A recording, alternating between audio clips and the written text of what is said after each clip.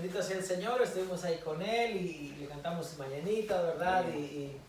Y tuvimos un momento muy agradable y nos gozamos, ¿verdad? Y estamos tan contentos de compartir. Y entonces el día de hoy lo tuvieron que llevar a Atlanta para hacerle un chequeo que le hacen cada 6 meses.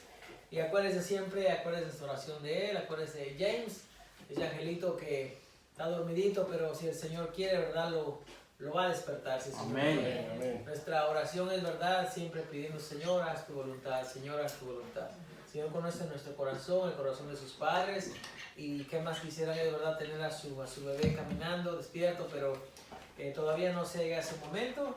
El consejo, ¿verdad?, que nosotros le damos es que sigan perseverando en la oración y sobre todas las cosas sigan, ¿verdad?, confiando en Dios y sigan buscando de Dios. Amén. Porque tenemos claro nosotros que, como dice el apóstol Pablo, las aflicciones de esta vida, ¿verdad?, son pasajeras. Nuestra vida, vaya, es pasajera. Amén. Algunos, ¿verdad?, duran muy poco, otros duran bastante, pero al final, pues todos llevamos ese camino, ¿verdad? Pero le damos gracias a Dios. También este muchacho, ¿verdad?, que fuimos a visitar la semana pasada, que se cayó de un piso de segunda planta, está en recuperación también, gracias a Dios no sufrió lesiones en la espalda, solamente su brazo y su pierna, pero en el brazo no le hicieron cirugía porque lo pudieron acomodar y pudieron, el brazo, aunque se rompió, pudieron ponerlo en su lugar y nada más le pusieron yeso.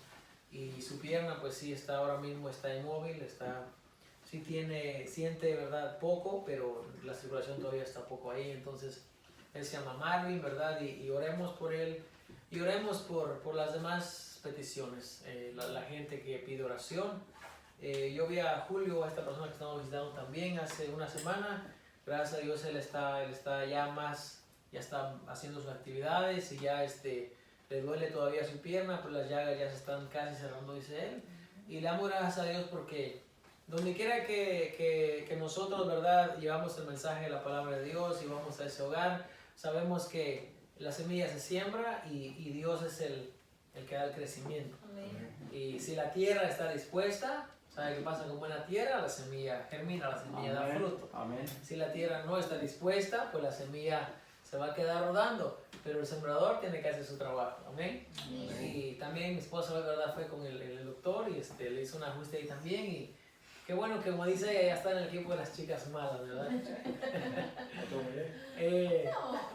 Gracias a Dios, ¿verdad?, por esta oportunidad. Nos gozamos de estar en este lugar y vamos a comenzar. ¿Ya está? Sí. Bueno, vamos entonces en esta noche a continuar con nuestro estudio. Amén. Ya estamos cerca de terminar el estudio de Génesis. Aunque lo hemos ido haciendo, ¿verdad?, sistemáticamente, estamos dejando muchos espacios, ¿verdad?, que no podemos cubrir por muchas razones.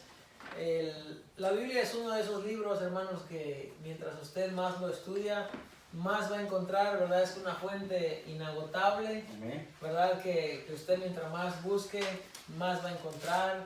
Y quizás, ¿verdad?, otras personas dan el mismo estudio y usted siempre aprende algo diferente. Porque esa es la palabra del Señor. Dice el Señor, mis palabras, las palabras que yo hablo, son vida y son verdad. Están vivas. Y por eso es que hay cosas que no explicamos por falta de conocimiento, por falta de tiempo, pero la intención de nosotros es estudiar la palabra del Señor. Cuando entremos al libro de Éxodo, a Shemot, vamos a tratar de irnos todavía un poco más despacio, porque hay muchas palabras que muchas veces no las entendemos en la traducción que la Biblia que le han puesto, pero que cuando vamos a lo que es el idioma original, ¿verdad?, donde está escrito, pues tiene otra manera de explicar. Y realmente hoy en día la gente no tiene que hablar griego, no tiene que hablar hebreo para poder buscar la información, porque hay mucha información hoy en día. La Biblia misma, ¿verdad?, los interlineares están llenos de información y usted puede buscar. Hay muchas aplicaciones gratis, ¿verdad?, que uno va y las carga y ahí le da el significado y le da el propósito de la palabra, la raíz. Y es lo que tratamos de hacer aquí.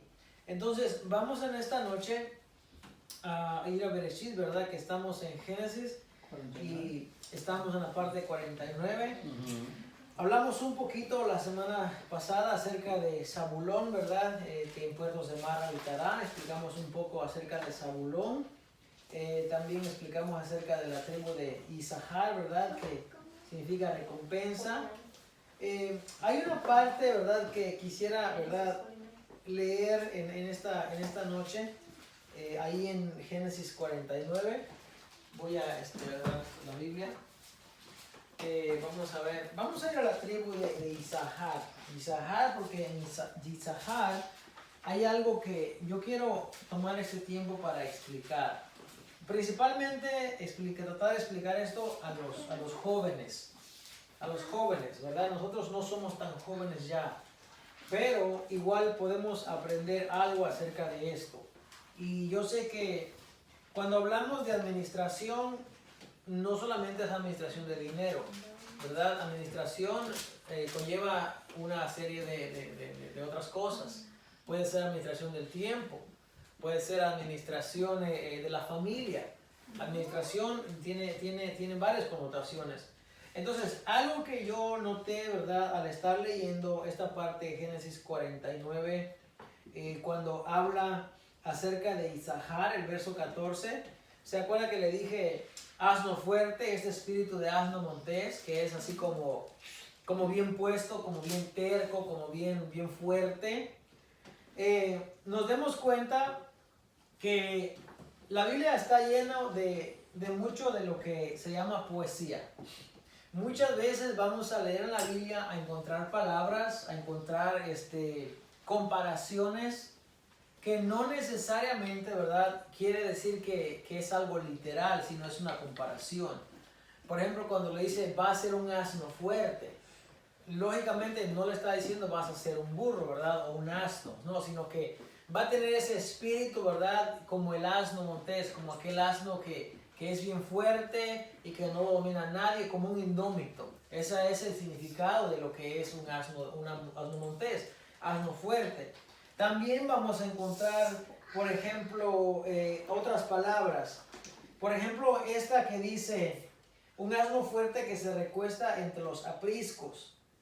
Ahora, esa parte es la que yo quiero explicar un momento antes de irme, porque cuando yo lo estaba leyendo en la palabra original, ¿verdad? En el hebreo, cuando dice, vio que el descanso era bueno y que la tierra era deleitosa, y bajó su hombro para llevar y sirvió en tributo. Bueno, pues ese verso es ¿qué verso es? 15. 14, 15. Bueno, ese verso cuando lo buscamos en su lenguaje original, nos da otro significado. Por ejemplo, este verso nos dice de la siguiente manera. 15, estamos muy bien. Y miró, dice que el descanso era muy bueno y que la tierra en la que pastaba o en la que caminaba era muy agradable. Y inclinó su hombro de tal manera para llevar una carga, dice. Y se convirtieron en un pueblo de esclavos. Ven que cuando leemos en la Reina Valera, fíjese, Reina Valera es una traducción, ¿ok? No quiero que se malentienda o que la gente que nos ve, ¿verdad?, piense que uno dice cosas que no tienen sentido. Reina Valera es solamente una traducción. Reina Valera fue una traducción que hizo Casidoro de Reina con Cipriano de Valera. Es una traducción muy buena, la hemos utilizado por mucho tiempo. Pero hay muchas palabras que al estudiar nos damos cuenta que dan como otra manera de decirlo. Por ejemplo, Dan dice, ¿verdad?, vio que la tierra era buena y bajó su hombro para llevar y sirvió en tributo. Entonces, cuando leemos de esa manera en Reina Valera, uno entendería como que, no, pues pagó un tributo ya. Pero cuando leemos originalmente en el idioma en que fue escrito, dice que por reposar tanto en la tierra que era buena, se convirtieron en un pueblo de esclavos. Y ahí ya son otras palabras diferentes. Porque alguien que paga tributo, si bien es alguien que está en cierta forma oprimido, o en aquel tiempo pagar tributo era porque estaba bajo opresión. Pero no es lo mismo pagar un tributo, estar en opresión, a pagar un tributo y ser esclavo. No es lo mismo, porque el esclavo ya no tiene voluntad. Y eso fue lo que pasó con esta tribu, dice. Entonces, yo digo, eso es algo que los puede servir a los jóvenes, también a nosotros nos puede servir un poco. Por ejemplo, yo he escuchado una frase que se repite mucho, ¿verdad? Se dice, el dinero va y viene. Y es cierto, el dinero va y viene. Pero ¿sabe qué cosa no va y viene? ¿Sabe qué cosa? De lo que hablábamos hace un momento, cuando ya no llega a cierta edad y cuando ya empieza el dolor y como ya la salud no va y viene. Ahora, no es que sea malo tomar descanso, porque el proverbista, ¿verdad? El predicador Eclesiastés dice, hay tiempo para todo. Hay tiempo para todo, tiempo para dormir, para levantarte, para trabajar, para correr. Hay tiempo para todo. Dice, todo tiene su tiempo debajo del sol. Y todo lo que se hace debajo del cielo tiene su hora. Ahora, los jóvenes, ¿verdad? Por ejemplo, Camila cuando cumplió sus 16 años, yo le digo, bueno, pues tienes que pensar qué es lo que tú vas a hacer, ¿verdad? Con el dinero que tienes. Lo deberías de poner a trabajar para que te genere. Ahora, Cami me dice esto y yo sé que eso no es malo, está bien. Ella dice, yo voy a guardar ese dinero, dice ella, para mi universidad. Lo cual es un buen pensamiento. Muy bien. Ahora, el problema de eso es que el dinero que hace, póngale 10 años o 15 años atrás, esa cantidad de dinero no vale lo mismo hoy en día. Porque hay algo que se llama inflación. Entonces, si usted pone $20,000 en el banco y los guarda, ¿verdad? Y de aquí a 10 años viene y saca ese dinero, le van a dar sus mismos $20,000, quizás con 1% de interés. Pero hace 20 años, con $20,000, usted podía comprar mucho. Usted podía adquirir, vaya, si hablamos, es más, antes de COVID, antes de la pandemia. Yo me acuerdo que uno de esos equipos que utilizo para trabajar costaban $6,500 en algo medio. Lo más caro eran $10,000, lo más caro. Pues hoy en día no valen eso. Los más baratos valen $9,000 y $10,000. Y lo más caro hasta $25,000. Entonces, si usted se da cuenta, el dinero que hace ciertos años atrás tenía un valor, en este tiempo, en 2024, no vale lo mismo. Entonces, el problema que yo veo con Isaacar es que no es un pueblo que se preparó. Y al no prepararse, vino a ser servidor. Acuérdense, dice la palabra del Señor que el que pide prestado se hace esclavo de aquel a quien le pide. Entonces, los jóvenes, ¿verdad?, tienen que aprender esto. El dinero va a ir y va a venir, sí, pero la salud no. Ahora, la gente que no se prepara cuando tiene fuerzas. Yo recuerdo, ¿verdad?, que hace 10 o 15 años atrás, yo podía trabajar 12, 14, 16 horas y uno pues como si nada, ¿verdad? Uno estaba bien, no había sueño, no había cansancio. Pero hoy en día no es lo mismo, hoy en día ya duele la espalda, duele la cintura, ya uno se cansa, ya todo se viene a complicar. Lo que antes nos costaba un poco de esfuerzo, esta vez nos cuesta mayormente. Ahora, ¿qué hay de la gente, verdad? Que no hace un plan, ¿qué hay de la gente que tristemente la vida le agarra? Y quizás la gente de antes no tenía tanto ese problema porque vivíamos en otro tiempo. Pero la vida hoy en día ya no es la misma. La vida ha cambiado mucho y el costo de vida se ha elevado cada día. Entonces, no podemos, ¿verdad?, ser como Isaacar, no podemos tener ese pensamiento de que aquí está bueno, pues aquí me quedo. Y como decimos, de aquí soy y acá me recuesto. ¿Y qué pasa? Que al hacer eso, dice que se va a convertir en un pueblo de esclavitud. Y eso es algo que no lo quería pasar, ¿verdad?, por alto, sino que lo quería enseñar porque yo creo que de los ejemplos nosotros aprendemos y podemos ver, ¿verdad?, que la gente, como dice el libro de Proverbios, la hormiga dice, mira la hormiga, oh perezoso, dice, considera sus caminos, dice, y sé sabio. La hormiga trabaja, dice, cuando hay la hormiga recolecta y amontona y lo tiene ahí. Y en el invierno, ¿qué cree que pasa? Usted no mira a las hormigas buscando comida en el invierno. ¿Por qué? Porque están bien abrigaditas y tienen su comida y lo tienen todo listo. En el libro de cuarto, me parece, o quinto grado de los de México, había una historia de una cigarra y una hormiga. Y decía que cantando pasó la cigarra el verano entero, y mientras ella cantaba miraba a la hormiguita, y la hormiguita se fatigaba y se cansaba y trabajaba. Y luego sentada sobre una varita, ¿verdad? De un monte, la cigarra cantaba y decía a la hormiga: ¿por qué trabajas tanto y por qué te preocupas tanto? Y entonces la hormiguita le contestaba, es una fábula, ¿verdad? O un cuento. La hormiguita le dice: es que tengo que trabajar, dice, porque los tiempos vendrán cuando se va a terminar, y cuando no haya, aunque quiera trabajar, no voy a poder. Y dice: si tú te sigues quedando en ¿cómo se llama? Una ramita, pero le decían como un chirrisco, le dan una palabra así, es un pedazo de rama seca. Si tú sigues quedando en esa ramita seca, dice, te vas a parecer mucho a esa ramita seca, dice, porque no vas a tener que comer. Y entonces la cigarra pues se quedó pensando un momento y dijo: tiene razón lo que tú dices, dijo, pero es que también el sonar, dijo, de mi cantar es muy lindo y voy a seguir cantando, dijo la cigarra.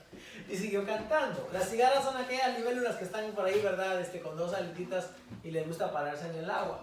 Entonces, podemos aprender tanto de esta tribu, de todas las tribus podemos aprender.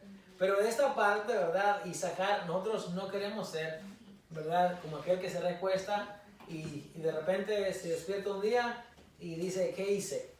Hay mucha gente que vive así, y tristemente acá en Estados Unidos esa es la condición de muchas personas.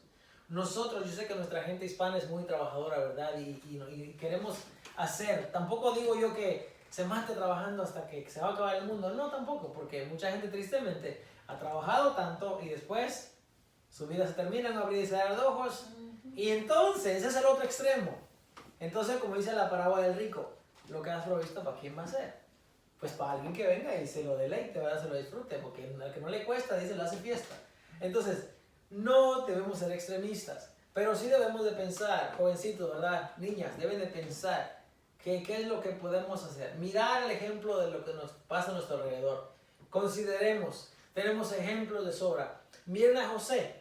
Cuando José, Dios le dio la revelación, dijo: van a venir 7 años de abundancia. Y en ese tiempo tienen que recolectar y almacenar y guardar, porque van a venir los tiempos malos, y cuando el tiempo malo haya, aunque haya voluntad, no se va a poder. Yo veo aquí que la gente, ¿verdad? En el verano, en lo que es la primavera y el verano y parte del otoño, mucha gente trabaja, ¿ok? Está muy bien, y mucha gente tiene su fondo de emergencia, tiene su dinero guardado, tiene algo que por lo menos le pueda sustentar 2 o 3 meses, pero mucha gente no lo tiene. Entonces, cuando llegan los meses de noviembre, diciembre, enero, febrero, el trabajo escasea. Yo veo a mucha gente, de veras mucha gente que yo los veo en acción todos los días cuando hay trabajo. Es que no hay trabajo y se están mendigando que no hay trabajo. Pero digo, pero es que tú ya deberías de saber que eso va a pasar acá, en este tiempo que no va a haber. Sí, pero es que si no hay gastos, y le digo, ¿y todo lo que ganaste? ¿Y todo lo que hiciste en todo el año? Es que lo mandamos, dice. Le digo, es que no debes de mandarlo todo. Tú tienes familia acá, tú debes de tener tu fuente, digo, para proveerte. Porque tienes que pensar. Uno no tiene la vida comprada, es cierto. Pero sabemos que en cualquier momento, de repente un galón de gasolina valía ¿cuánto? 1.20, 2.89, y se subió y ahora el costo de vida se ha elevado. Jóvenes, ¿verdad? Ustedes y los que nos escuchan en la red social, tenemos que aprender. Si podemos, debemos de hacerlo. Ahora, siempre, como dice la palabra del Señor, primeramente Dios, ¿verdad? Dios es el primero que debe estar en todos nuestros planes. Y siempre, como dice el apóstol Santiago, si el Señor quiere, lo haremos. Pero hay gente que dice, si el Señor quiere, lo haremos. Si el Señor quiere, el Señor me va a dar. No, Dios ya te dio 2 manos. Te dio 2 manos, te dio un raciocinio, un pensamiento. Te dio, ¿verdad? Para que tú pienses.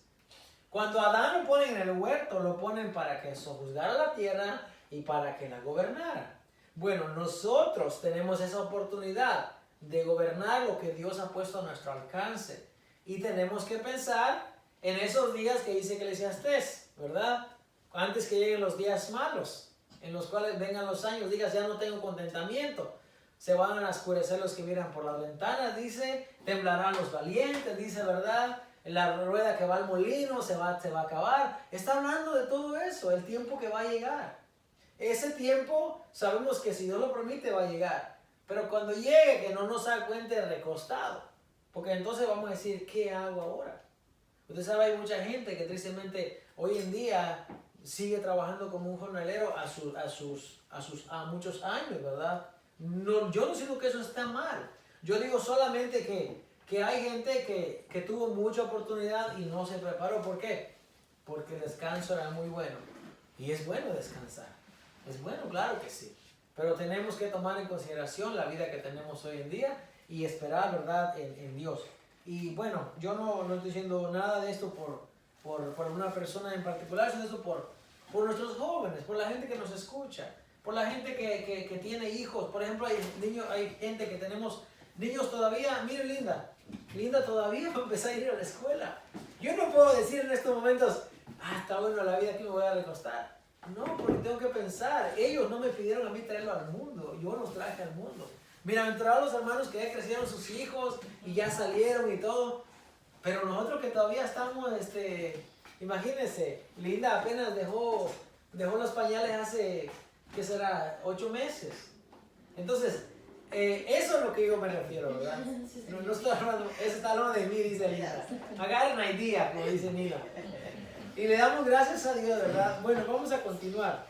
Entonces, explicamos la semana pasada también, ya que agarré esta pequeña introducción, explicábamos acerca de Dan, ¿verdad? Que Dan dice que juzgará a su pueblo, dice, como una de las tribus de Israel. Y también les explicaba yo, ¿verdad?, que mucha gente piensa que a causa de esta palabra que Jacob dice a sus hijos, dicen, bueno, es que de Dan va a salir el anticristo, dicen. Y dicen, por eso Dan no aparece en Apocalipsis 7. Vuelvo nuevamente. Cuando leemos en el lenguaje original, Génesis 49:16, dice, Dan va a juzgar a su pueblo como una de las tribus de Israel. Y esa palabra, Keahat, lo que quiere decir, alguien igual a sus demás hermanos. O sea, no va a haber una distinción.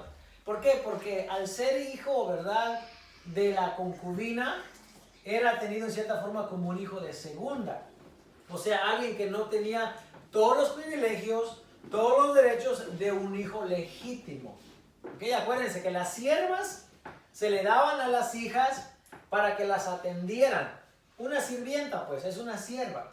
Barre, plancha, ¿verdad?, hacia la casa, cuidan al niño. Eso eran las siervas. No eran con el propósito de que ve y acuéstate con mi marido, porque ya vimos lo que eso acarrea. Perdón, lo que pasó con Sara. Le entrega a Agar la egipcia, y cuando ella está embarazada, entonces empieza a mirar mal a la señora. ¿Por qué? Porque tiene un hijo del señor de la casa. Esa no era originalmente la idea. Pero como la mujer, como Raquel, por ejemplo, se siente tan avergonzada y su afrenta, dice la palabra del Señor, es tan grande. Dice, mira, llégate a mi sierva para que tengas un hijo. Quizás al tener los hijos yo, dice, sobre mis rodillas, quiere decir que ella lo iba a recibir y lo va a poner en su regazo y se lo va a entregar a su marido. Dice, mira un hijo, acá está. Entonces, cuando sucede eso, ese hijo es un hijo, no es bien visto por la comunidad, por la gente. Porque es un hijo que no vino del matrimonio, vino de una relación, ¿verdad?, fuera del matrimonio, aunque con consentimiento, pero no lo ven de la misma manera. Entonces Dan, al ser un hijo de aquella clase, Jacob lo pone en el mismo lugar que sus demás hermanos. Y dice, él va a ser igual a uno de mis otros hijos. Y ahí, ¿verdad?, la razón por la cual le dice que Dan va a juzgar a su pueblo como uno de las 12 tribus, ¿verdad?, de Israel. Entonces, vamos a algo también de Isaacar, ¿verdad? Hablamos la semana pasada. Es que eran hombres principales, hombres entendidos en los tiempos. Binah, que es la palabra, que quiere decir entendidos en los tiempos. y más bien entendidos en los tiempos de Dios. Los Moedim, ¿verdad? Que en hebreo Moedim se le llama a las fiestas del Dios de Israel. Hay dos fiestas. Y un hombre entendido, Biná, con ese espíritu de sabiduría, era gente que podía entender y podía discernir. Y hablamos también de Daniel 9:22, cuando se le da la revelación, la interpretación a Daniel, era una de esas personas que tenía entendido en los tiempos. Vamos a leer entonces, estamos en, ¿qué verso? 39. Oh. 49:16. Vamos a ver entonces el 16. Dan juzgar a su pueblo. Ser Adán serpiente junto al camino, víbora junto a la senda. Eso ya lo hablamos también. Tu salvación espere, oh Jehová. ¿Dice espere o dice esperé? Espere. Espere, oh Jehová. Porque hay una esperanza, ¿verdad? De que la salvación va a venir de Jehová. Dan fue una de aquellas tribus, ¿verdad? Que comenzó o que fue grande en cuanto a la idolatría. Dan fue una de aquellas tribus que se apartó. La idolatría era, yo les explicaba creo que la semana pasada o el domingo, que en la vida del pueblo de Israel, el pecado que ellos cometieron, ¿verdad? Fue idolatría. Fue idolatría. Y cuando cometían idolatría, en ese pecado de idolatría, les voy a dar un ejemplo. En México tenemos estos lugares que se llaman, estos tiempos que la gente tiene, que le llaman, creo que le llaman procesión o no sé cómo le llaman. Cuando agarran a un muñeco de barro, ¿verdad? Y lo llevan de casa en casa y lo llevan muy bien. Bueno, Procesiones. procesión, así le llaman. Bueno, ok. Suponga, ¿verdad? Porque hay mucha gente, ¿verdad? Que es cristiana, que le sirve al Señor y todavía van a meterse en esas actividades. Muy bien. Dice el apóstol Pablo, dice, cuando alguien, dice, ¿verdad? Te invita a comer, dice, ¿verdad? Y tú sabes que ese pan o esa comida ha sido sacrificado a los ídolos, no lo comas, dice, ¿ok? No porque el ídolo sea alguien, dice. Sabemos, dice el apóstol Pablo, que lo que ellos lo sacrifican es a los demonios, porque no hay más que un solo Dios. Pero si alguien te ve sentado a la mesa, dice, ¿verdad? Comiendo, dice, el corazón de aquella persona, por ser débil, dice, se va a perder. No lo hagas, dice. Ahora, si un incrédulo viene y te invita a una de esas procesiones y el incrédulo sabe que tú eres cristiano, no deberías de ir, porque acuérdate, nuestro Dios, Éxodo 20, dice, yo soy un Dios fuerte y celoso. Amén. Celoso. Y cuando hay esa palabra de celo, la podemos entender perfectamente. Porque alguien que te cela es alguien que, no es alguien que, como mucha gente lo hace hoy en día, que controla a la persona. Y dice, no mires para allá porque te estoy viendo. No hables con esa persona porque te estoy viendo. No es controlar. Es un celo de amor. O sea, tú me perteneces a mí.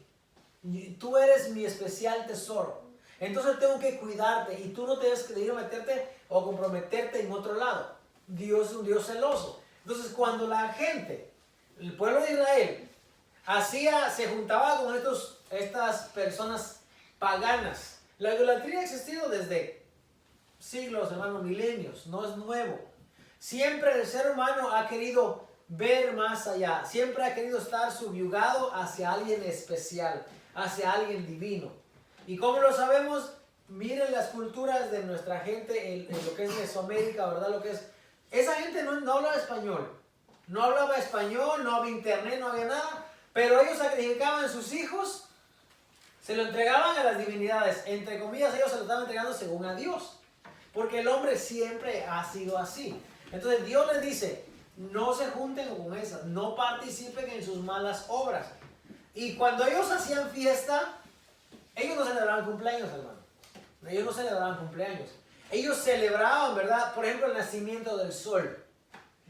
Dios les dijo a ellos, ¿verdad? En Deuteronomio les dice, no vayas a mirar cuando levantes tus ojos al cielo y veas el ejército de las estrellas y lo que he formado, no vayas a hacer de ellos un Dios.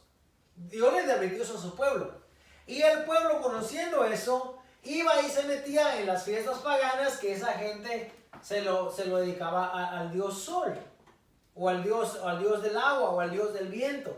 Y se han inventado una clase imagínense los aztecas, ¿verdad? Esa gente tenía dios del agua, ahí lo que se llamaba Tlaloc, ¿verdad? El dios del agua.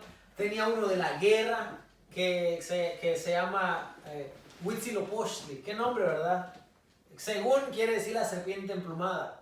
No me extraña realmente que México siga sumergido en tanta idolatría a causa de toda la maldad y la malicia que los antepasados dejaron regado. No me extraña. Y luego es como un dragón esa serpiente, ¿no? Entonces, esa gente va y comete sus abominaciones delante de Dios. Y el pueblo de Israel se debía haber mantenido puro, sin meterse, sin contagiarse. Pero no lo hicieron. Entonces, Dan es una de aquellas tribus que inclina al pueblo a la idolatría. Y como los demás lo están haciendo, ¿qué cree que van a hacer las otras tribus? Lo van a seguir y van a caer en el mismo pecado de idolatría. De ahí en más, las fornicaciones, todo lo que ellos cometían, las borracheras, todo, ya solamente iba por el mismo camino, la idolatría. Tiene que ver con la idolatría. Y yo creo, esto no dice la Biblia, pero eso yo creo, en mi tiempo de estudiar la Biblia yo he llegado a esta conclusión. Yo creo que David era una de aquellas personas, como dice la palabra del Señor, conforme al corazón de Jehová. Porque usted sabe que David fue el único rey, ¿verdad? Que no, bueno, yo no he encontrado en la Biblia que registre que haya sido idólatra. Salomón fue, Jeroboam fue, todos los reyes, ¿verdad? Que tuvo Judá. Todos los reyes inclinaron su oído, bueno, uno que otro no. Josías, por ejemplo, no fue un muy buen rey. Pero había otros reyes que inclinaron, fíjese, cuando el rey se inclinaba ante un ídolo, el pueblo hacía lo mismo, porque lo estaba viendo. El rey era la máxima autoridad que Dios había puesto en aquel lugar. Y cuando la gente miraba que el rey se inclinaba y el rey se iba en esas procesiones, digamos, para que me entiendan, iba y se mezclaba allí, venía el pueblo y hacía lo mismo, porque pensaban que el hombre que Dios había puesto estaba haciendo lo correcto. Por eso es que ellos, el pueblo, todo el tiempo vivió en idolatría. Por eso se le llama, ¿verdad? En Oseas, la esposa infiel. Se hace una comparación a una mujer, a una ramera, a una mujer fornicaria, porque se iba tras los dioses ajenos. Y Dan tuvo mucho que ver con eso en su buscar de sus ídolos. Entonces, dice aquí, Gad dice, Gad, G-A-D, no G-O-D, G-A-D. Gad, ejército dice, lo acometerá, mas él acometerá al fin. Acometerá quiere decir, lo oprimirá, ¿verdad? Lo rodeará, le hará guerra, lo vencerá incluso, pero dice, mas él vencerá al fin. Ahora, Gad está en un lugar, ¿verdad?, donde está cerca del mar. Y al estar en esa ubicación, ¿verdad?, acuérdense, los invasores siempre llegan, ¿verdad?, por el agua. En aquel tiempo no hay helicópteros, no hay aviones, no. A los invasores en aquel tiempo llegan a través del agua. A través del agua. Así cayó Tiro. Así cayeron los grandes imperios. Porque a través de las navegaciones, ¿verdad?, de los barcos, llegaban ahí. Y en el puerto donde llegaban, ahí empezaba la guerra. Entonces, Gad tiene una ubicación geográfica, ¿verdad?, en las costas del mar. Entonces, por eso dice que a Gad lo iban a rodear, le iban a hacer guerra. Pero la profecía de Jacob es que él va a vencer al fin. O sea, va a ser un vencedor, dice. La profecía de Gad es algo muy pequeño, pero tiene un gran significado también. Va a ser un vencedor. Va a ser un vencedor. Verso 20. El pan de Aser será substancioso y él dará deleites al rey. Ahora, este pan de Aser, dice, va a ser un pan diferente a los demás. Porque quien se come el mejor pan, la primer fruta, lo mejor del pueblo, es el rey. Entonces dice que el pan de Aser, el pan que él va a producir, en sí es una comparación de lo bueno que va a ser esta tribu. Dice que va a ser deleitosa al rey. Ahora, ¿qué somos nosotros? La palabra del Señor nos dice, nosotros somos luz del mundo. Nosotros somos sal de la tierra. No dice que somos pan, porque Él es el pan de vida. Muy bien, aunque también Él es la luz del mundo. Pero nosotros somos los que alimentamos al mundo realmente. Si usted se pone a pensar, Dios depositó su palabra en nosotros, en usted y en mí, en los que somos cristianos, los que creímos en el Señor, los que servimos a Dios. Ahora, nosotros, aunque no somos, ¿verdad?, la tribu de Gad, o tal vez somos, no sé, las tribus se regaron por todo el mundo y no sabemos quién tenga un porcentaje, no lo sabemos. Lo que sí sabemos es que la palabra de Dios está en nosotros y nosotros la podemos compartir. Amén. Muy bien, acuérdese de eso. Nosotros podemos compartir la palabra, ese pan que el Señor nos dio. Dice el Señor Jesús, le dice a los discípulos en aquella ocasión, yo les digo a ustedes, dice, Moisés no les dio el maná, dice, yo soy ese maná, yo soy ese pan. El maná era considerado como, dice los rabinos, como el pan de los ángeles. ¿Saben por qué? Porque descendió y dice que salían en la mañana y lo buscaban, ¿verdad? Y lo juntaban en contenedores y lo cocinaban, ¿verdad? Y sabía como su sabor, dice que era como hojuelas, tenía sabor como hojuelas ese pan, ese maná. Ahora, Jesús le dice, Moisés no le dio a ustedes el maná, dice, yo soy ese pan, yo soy ese maná que descendió del cielo. Ahora, nosotros tenemos la oportunidad y por eso es importante leer la palabra del Señor. Amén. Donde quiera que usted encuentre una persona, usted tiene oportunidad para compartir la palabra del Señor con esa persona. Acuérdense, el pan que esta tribu va a tener dice que va a ser sustancioso, va a ser delicioso, va a llenar.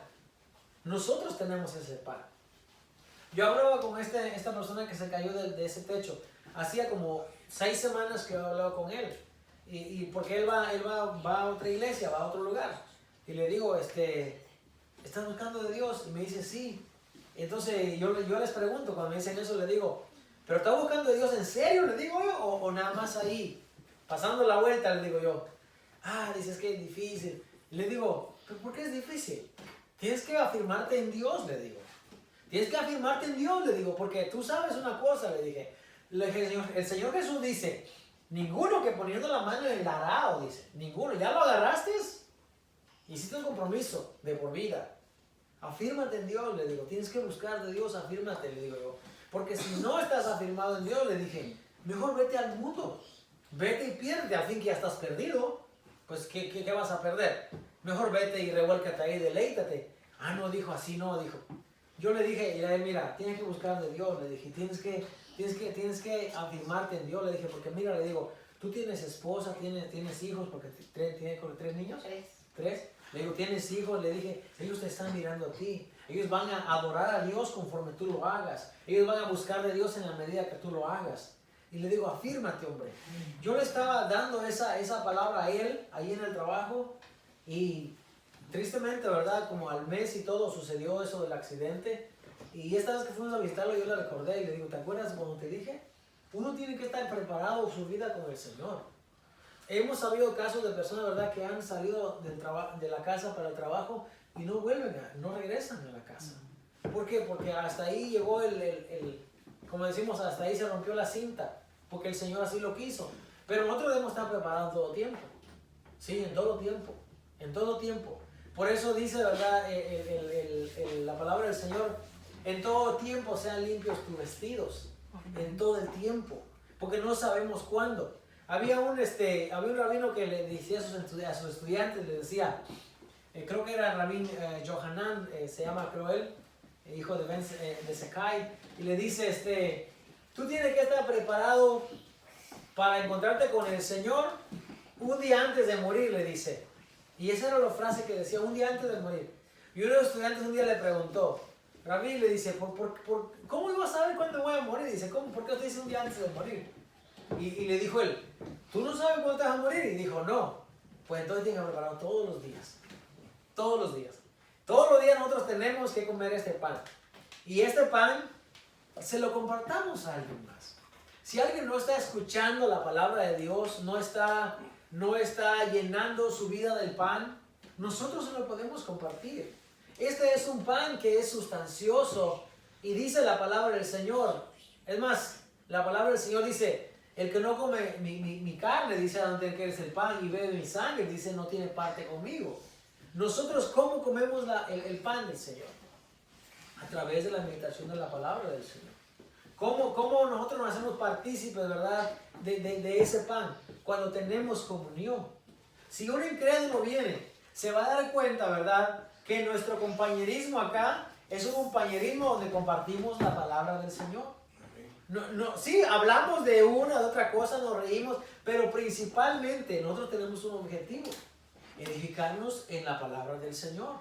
El día que yo venga a contarles aquí, ¿verdad?, cosas aunque no es malo recordar lo que uno fue, para uno no vuelva a caer ahí. Pero ese no es el tema principal de nuestras reuniones. No es el día que yo me ponga a hablar de logros y de cosas que no tienen sentido. Ese día dígame, ¿verdad? Hey, regrésese al pan, regrésese al alimento espiritual. Porque este es el propósito.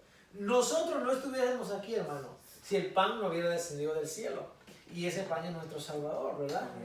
Amén. Dice entonces la palabra del Señor, dice, ese pan será sustancioso y él dará deleites al rey. Ahora, en esta parte de dará deleites al rey, hay algo escondido por allí.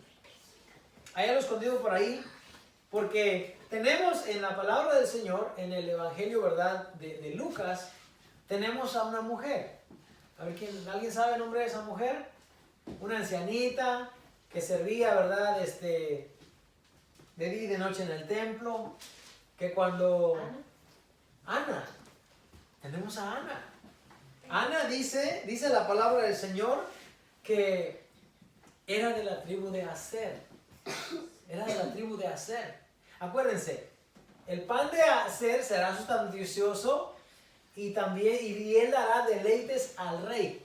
Hay algo escondido allí. Fíjese, Ana venía de esa línea, de esa tribu de Aser.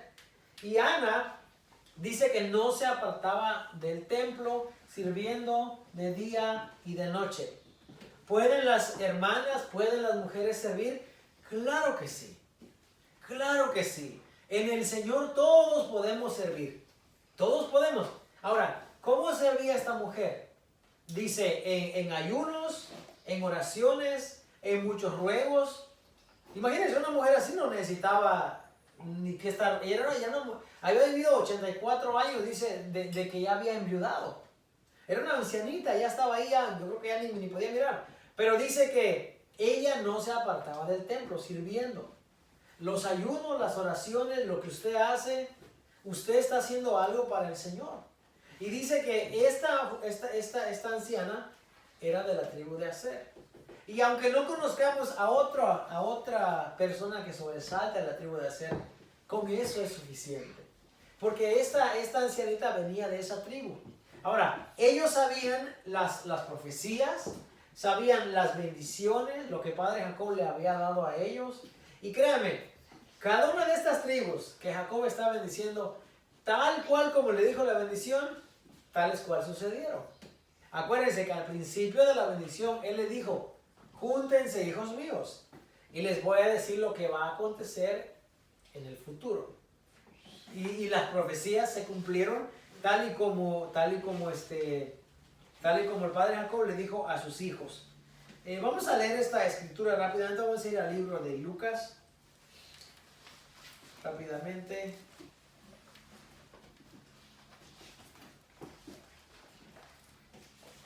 Lucas 2, 36 al 38. Para cerrar esta noche vamos a terminar con esa escritura. A ver quién lo tiene. Lucas 2. Vamos a leer solamente 36 al 38. A ver. Amén. Lea, hermano, por favor. Estaba también allí Ana, profetisa, hija de Famuel, de la tribu de Aser, de edad muy avanzada, pues había vivido con su marido 7 años desde su virginidad. ¿37? y era viuda hace 84 años y no se apartaba del templo, sirviendo de noche y de día con ayunos y oraciones. Amén. Servía desde hace 84, tenía 80, era viuda, dice, desde hacía 84 años. Y a partir de ahí no se apartaba del templo. Ahí estaba esta mujer. Y esta mujer viene de la tribu de Aser. El pan, dice, de Aser será sustancioso, será agradable, será completo. Y dice, y él dice, dará deleites al rey. ¿Dónde estaba Ana? En la casa del rey. Por eso cuando el salmista David dice, ¿verdad? Bueno, no sé, no quiero decir algo que no estoy seguro, así que no sé si fue David, porque los salmos no todos son de David, no todos. En la gran mayoría sí, pero no todos. Pero dice el Salmo, dice una cosa he demandado a Jehová, y esta buscaré, dice que esté yo en la casa de Jehová todos los días de mi vida. Y también dice, mejor es un día en tus atrios que 1000 fuera de ellos. Escogería antes, dice, estar a la puerta de la casa de mi Dios que habitar en las moradas de maldad. ¿Por qué? Porque los hijos del Señor, por eso yo cuando escucho a alguien dice que es cristiano, alguien que dice que cree en Jesús, que cree en el Padre, cree en el Hijo, cree en el Espíritu Santo, y no se congrega, entonces hay algo que no cuadra ahí. Hay algo que no está bien ahí. Usted sabe la cantidad de gente que hoy en día dicen que son cristianos y no se congregan. Entonces siempre hay un pretexto. Y el pretexto, yo ya me lo sé, es que donde quiera que uno va, brother, dice todo es igual. Pues congrégate en tu casa. Congrégate en tu casa. La palabra del Señor dice, si hay 2 o 3, dice, yo puedo estar ahí en medio de ellos, yo voy a estar en medio de ustedes. Y 2 o 3, ¿verdad? Como dice un hermano, ¿verdad? Que de nombre es César, ¿verdad? Dice, 2 o 3 se está refiriendo, tu esposa ya son 2. Y si tienes un hijo son 3. No hay razón hoy en día para que la gente diga, es que yo no me congrego porque no hay un lugar bueno, porque nunca lo va a encontrar. No hay un lugar bueno. O sea, hay lugares mejores que otros, claro que sí. Hay lugares donde se enseña la palabra de Dios. Ahora, se puede buscar un lugar y si no hay un lugar, yo le digo a la gente, comienza tú a hacer ese lugar. Haz la diferencia tú. Comienza tú. Pero la razón que la gente no comienza es porque no están dispuestos no están dispuestos a que alguien los lidere, pero tampoco ellos quieren ser líderes. Así no se vale. Porque no se puede tener todo, ¿verdad? Y no tener nada a la misma vez. Si no hay manera, pues uno tiene. Si yo ya vi la claridad, como dice el canto, ¿verdad? Amazing Grace, ¿verdad? Como dice, how sweet the sound. I was blind, now I can see. Ok, si yo ya vi la verdad de la palabra de Dios, bueno, voy a comenzar entonces con esa verdad. En el camino se van a unir otros que quieran también ser parte de esa verdad. Pero no nos escudemos, que la gente no se escude en decir, yo conozco al Señor, yo soy temeroso de Dios, pero no me congrego. No me quiero congregar. Porque allá porque esto, allá por lo otro, allá por lo otro. Bueno, pues empieza. Y cuando estés congregado y estés predicando la palabra de Dios, alguien va a llegar. Alguien se va a acercar. Como el siervo brama, dice, es el salmo, ¿verdad? Por las corrientes de las aguas. Así brama por ti, oh Dios, el alma mía. Porque el siervo, cuando está llorando por allá en el desierto, está buscando agua. Porque tiene sed. Y dice el salmista David, así está mi alma, dice. Así clama por ti mi alma. Entonces, si usted está solo, ¿verdad? Y buscando de Dios, ¿usted cree que Dios no va a escuchar su clamor? Dios lo va a escuchar. Amén. Hoy en día, hermano, donde quiera que nosotros estemos, podemos doblar nuestras rodillas o de pie o en su cama o como usted quiera. La relación con Dios no se basa en 4 paredes ni en una familia grandísima. Qué bueno si la hay. Pero acuérdense, mientras más somos, menos vamos a conocer. Y siempre va a haber el peligro de que los grupitos empiezan a formar. Porque eso sucede en todos lugares.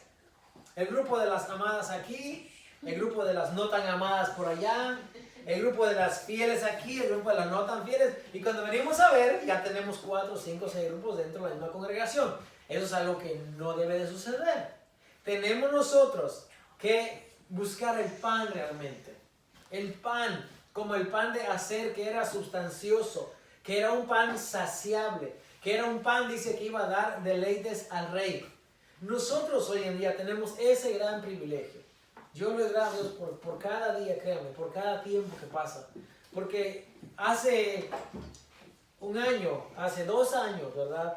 Quizás estábamos como aquellas personas que no tenían un lugar donde buscar del Señor.